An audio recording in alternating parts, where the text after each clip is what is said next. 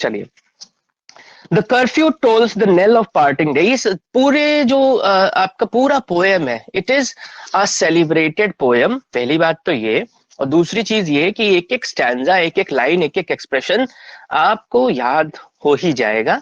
एक दो बार आप पढ़ेंगे तो आपको ध्यान आएगा कि बहुत सी जगहों पे ये सब यूज होता है।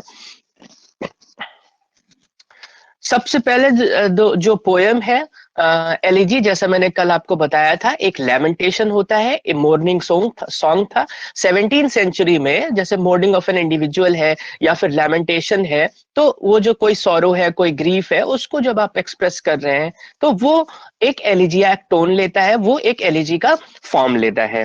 तो सबसे पहला जो पोएम का जो टाइटल है, इन इटसेल्फ एलिजी का मतलब होता है एक मॉर्निंग सॉन्ग, जहां पे आप शोकाकुल है, जहां पे आप जो ग्रीफ है, सॉरो है, उसको एक्सप्रेस कर रहे हैं या किसी की डेथ को लैमेंट कर रहे हैं।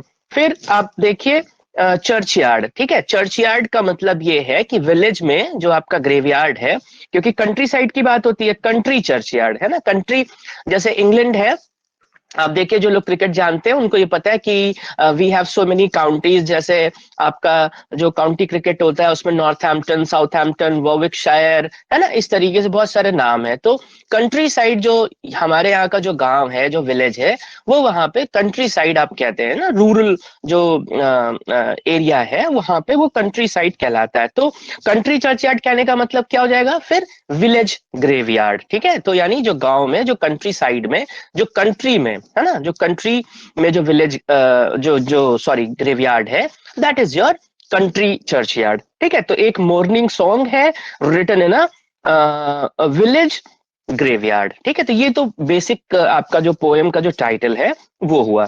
फिर द कर्फ्यू, कर्फ्यू जो है, कर्फ्यू आप जानते हैं, जब कर्फ्यू यानी जब बेल आपका रिंग करता है, and which is just to say the end of a day. ये बेसिकली होता है ना कि आप यहाँ पे जानते हैं इंडियन फ्रेमवर्क में कि आपके दिन में कितने प्रहर होते हैं, बताइए।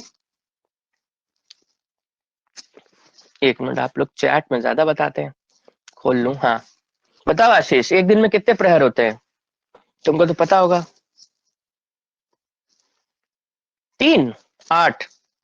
ये सब लोग अलग अलग बताओगे तो कैसे मुझे लगेगा कि मैं कहाँ पे हूँ, इंडिया में हूँ? सब लोग एक जैसा बताएंगे ना। ये लो, नए नए चीजें आ रही हैं। मुझे तो लगता है कि 8 होते हैं, है ना।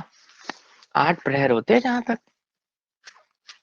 या चलो खैर, उसको देख लेना कितना है कितना नहीं। ठीक, तो ये आपका बेल जो थी वो इवनिंग में आपका 8 बार बजती थी। तो वो curfew tolls the knell of parting day, है ना। तो नेल ऑफ पार्टिंग डे यहाँ पे अच्छा, पहले जो डिफिकल्ट वर्ड्स हैं उनको कर ले टेकअप। तो कर्फ्यू का मतलब, कर्फ्यू का यहाँ पे मतलब है कि जो बेल रिंग करती थी, जिसका सीधा ये मतलब होता था, ये इंडिकेशन था कि आपका एंड ऑफ डे जो था वो इंडिकेशन था। जैसे आपके स्कूल्स में बेल बजती थी तो जैसे पीरियड जो है वो चेंज हो रहा है, या जब आपकी छुट्टी होती थी, या जब मॉर्निंग प्रेयर, जब असेंबली होती थी, तो बेल रिंग किया जाता था, है ना। उसी तरीके से यहाँ पे जब दिन का खत्म हो रहा है, यानी जब एंड हो रहा है, तो वहां पे it is just to announce the close of the day. तो यहाँ पे जो बेल थी वो 8 बार शाम के वक्त रिंग करती थी, हाँ, रिंग किया जाता था उसे। फिर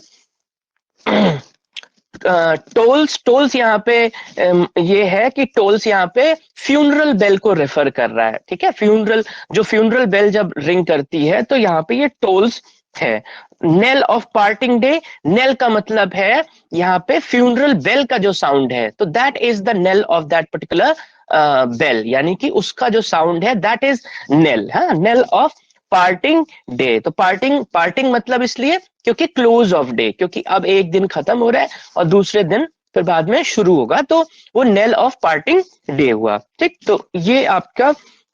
फिर आप देखिए second line, glowing herd wind slowly over the lea. अब इस तरीके के जो यूसेज है, जहां पे देखिए ओ के बाद में एपोस्ट्रोफी है और फिर ई आर करके लिखा हुआ है। ठीक, तो लोइंग हर्ड, लोइंग हर्ड जो है आपको यहाँ पे, हर्ड आप जानते हैं, तो यहाँ पे डोमेस्टिक एनिमल्स को रेफर कर रहा है। यानी कि जो डोमेस्टिक एनिमल्स हैं उनका जो साउंड है, क्योंकि ज्यादातर जो काउज स्पेशली उनकी बात हो रही है।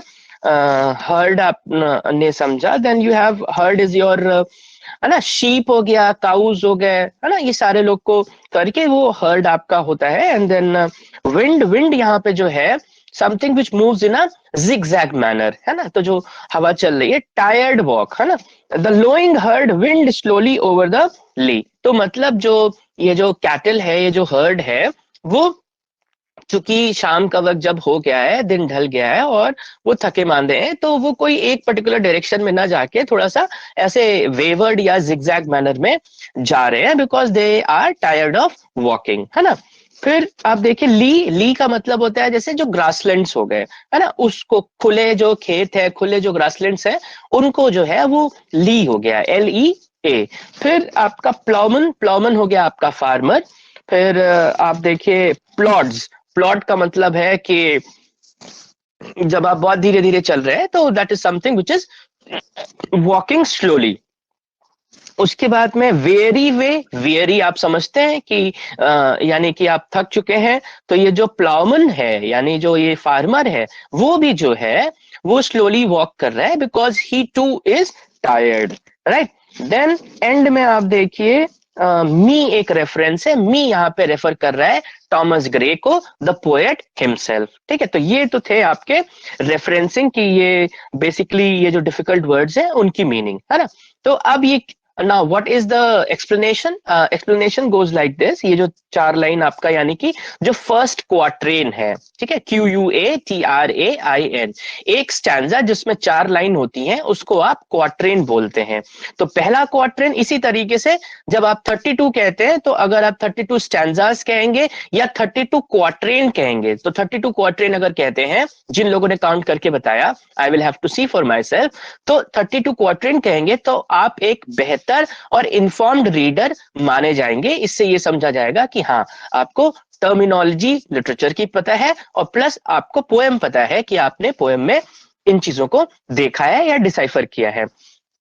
तो अब क्या कह रहा है कि कर्फ्यू बेल्स जो है दे आर रिंगिंग, ठीक है। तो कर्फ्यू बेल्स रिंग कर रही हैं, और रिंग क्यों कर रही हैं, मैंने बताया कि it is just to announce the end of the day, कि भैया दिन खत्म हो रहा है, उसको अनाउंस करने के लिए, यानी क्लोज ऑफ द डे को अनाउंस करने के लिए ये बेल रिंग कर रही हैं।